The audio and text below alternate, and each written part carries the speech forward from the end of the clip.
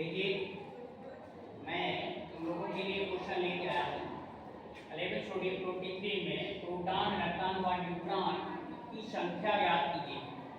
ठीक, की संख्या ज्ञात कीजिए। तो पहले तो तुम्हें ये पता होना चाहिए कि जो नंबर नीचे लिखा है ये नंबर क्या है, ऊपर लिखा है ये नंबर क्या है।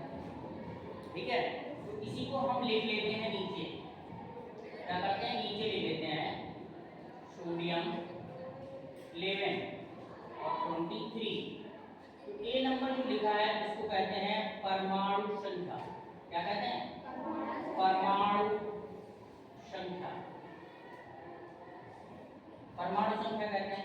ये नंबर जो ऊपर लिखा है, छोटी पर लिखा है, ठीक है, इसको परमाणु द्रव्यमान संख्या कहते हैं। क्या कहते हैं, परमाणु द्रव्यमान संख्या, परमाणु द्रव्यमान संख्या, परमाणु द्रव्यमान संख्या कहते हैं जो ऊपर लिखा है। तो ये परमाणु संख्या कितनी है, परमाणु संख्या को हम जेड से प्रदर्शित करते हैं। इसी को हम परमाणु क्रमांक भी कहते हैं। परमाणु संख्या को हम परमाणु क्रमांक भी कहते हैं। परमाणु द्रव्यमान को हम ए से प्रदर्शित करते हैं, कैपिटल ए से। ठीक है, अब इलेक्ट्रॉनों की संख्या को हम इलेक्ट्रॉन को ई से प्रदर्शित करते हैं। इलेक्ट्रॉन को ई से, इलेक्ट्रॉन को ई से प्रदर्शित करते हैं, ई के ऊपर माइनस का चार्ज है। और प्रोटॉनों को हम पी से, प्रोटॉनों को, प्रोटॉनों प्रोटॉनों को पी से प्रदर्शित करते हैं। किससे प्रदर्शित करते हैं, पी से। तो पी से प्रदर्शित करते हैं, स्मॉल पी से, पी से प्रदर्शित करते हैं, प्रदर्शित करते हैं। ठीक,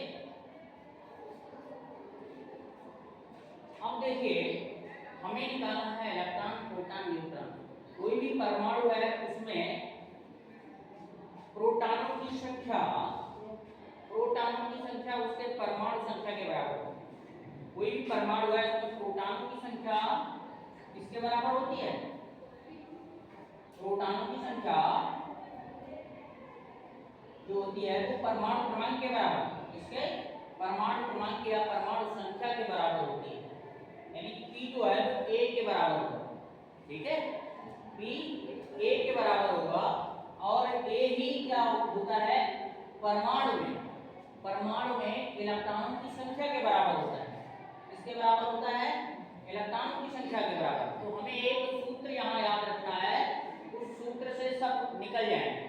यानी कि सूत्र क्या होता है, द्रव्यमान संख्या बराबर प्रोटॉनों की संख्या प्लस न्यूट्रॉनों की संख्या, प्रोटॉनों की संख्या प्लस न्यूट्रॉनों की संख्या। तो हमें न्यूट्रॉन की संख्या निकालनी है।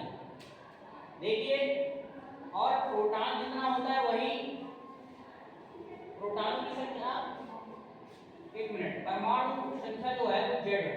परमाणु संख्या क्या होता है, जेड। पी बराबर जेड के है। तो जेड हमें दिया है, जेड कितना दिया गया है, 11 दिया गया है। जेड 11 दिया गया है, ए भी दिया गया है। द्रव्यमान संख्या कितना दिया गया है, 23 दिया गया है। 23 इक्वल साइन लगाएंगे, पी का मान यानी कि वही पी किसके बराबर है, प्रोटॉनों की संख्या के बराबर। सॉरी, पी प्रोटॉन ही होते हैं, तो प्रोटॉनों की संख्या जेड के बराबर होती है। जेड क्या होती है, परमाणु संख्या। परमाणु संख्या दी गई है हमारी, तो कितनी दी गई है, 11। तो 11 इसमें इलेक्ट्रॉन होंगे, 11 ही प्रोटॉन होंगे। 11 इलेक्ट्रॉन होंगे, 11 ही प्रोटॉन होंगे, और 11 ही परमाणु संख्या होगी। परमाणु संख्या तो दी गई।